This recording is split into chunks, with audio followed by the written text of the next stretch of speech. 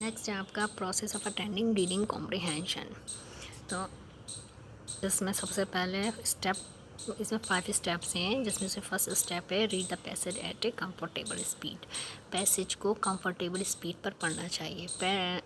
Comfortable speed का यहाँ मतलब हुआ कि ऐसी स्पीड से पढ़ो जिसमें आप पैराग्राफ समझते चलें, ना ही तेज़ स्पीड हो ना ही बिल्कुल हल्की। तो it is not a speed reading contest, ये कोई स्पीड रीडिंग प्रतियोगिता नहीं है। Do not skim through the passage और स्किप वर्ड्स। स्किम का मतलब हुआ किसी चीज़ को हवा में घुमाना, तो do not skim through the passage को हवा में मत घुमाओ, और स्किप वर्ड्स, ना ही किसी भी वर्ड्स को स्किप करो। In fact, speed decreases comprehension and works negatively because you have to read the passage again to understand the bits you didn't comprehend. तो वास्तव में स्पीड रीडिंग समझ को कम करती है और नकारात्मक रूप से काम करती है, क्योंकि उन बिट्स को समझने के लिए फिर से पैसेज को पढ़ना होगा जिन्हें आप नहीं समझ पाए हैं। Don't try and memorise each and every part of the passage. Passage के ईच एंड एवरी पार्ट को याद मत करो। Just try and understand the essence of the point being conveyed by the author. बस लेखक द्वारा बताए गए बिंदु के सार को समझने की कोशिश करें। नेक्स्ट स्टेप है second step, summarise the contents of each paragraph in your own words. अपने शब्दों में ईच पैराग्राफ का प्रत्येक पैराग्राफ के कंटेंट को अपने ओन वर्ड्स में समराइज करो। Try to identify the main points in the paragraph and write them down your own words. तो पैराग्राफ में जो भी मेन पॉइंट्स हैं उनको आइडेंटिफाई करने की कोशिश करो और अपने ओन वर्ड्स में लिखो। स्टेप थर्ड है once go through with all paragraph. एक बार फिर से पूरा पैराग्राफ पढ़ो।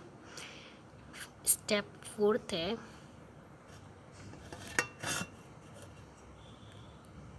Answer the questions by eliminating the wrong options. Answer the question by eliminating the wrong options का मतलब हुआ जो रॉन्ग ऑप्शंस हैं उनको हटाकर क्वेश्चन का आंसर दो।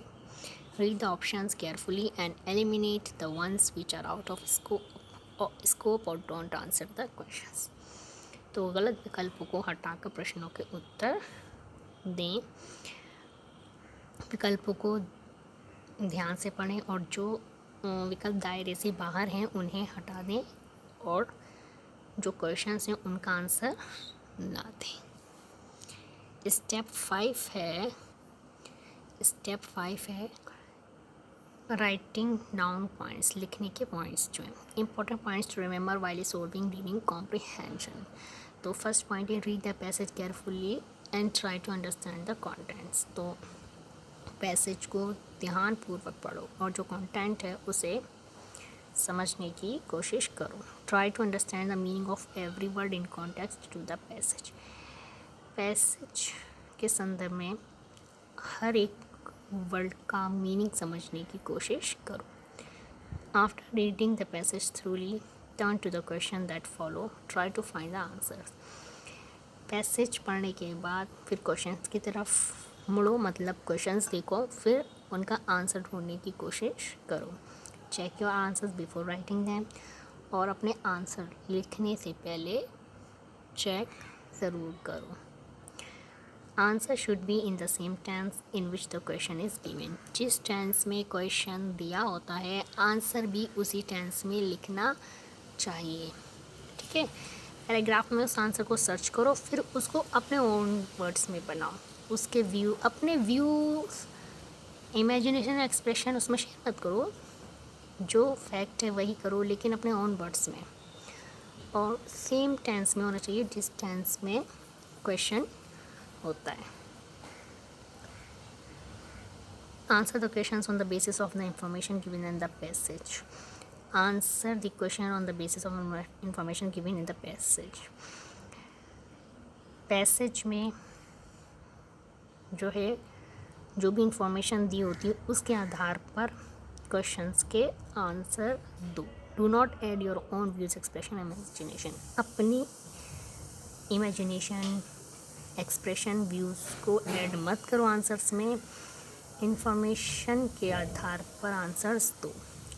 Try to answer the questions in your own words but strictly to the point and as briefly as possible. We see that every answer is clear and complete in itself.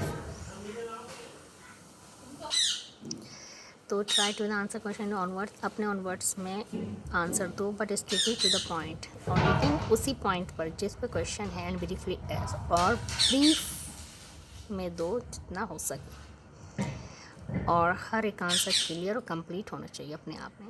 Revise your answer carefully and avoid any mistake, और answer देने के बाद दोबारा सारे answers को revise करो।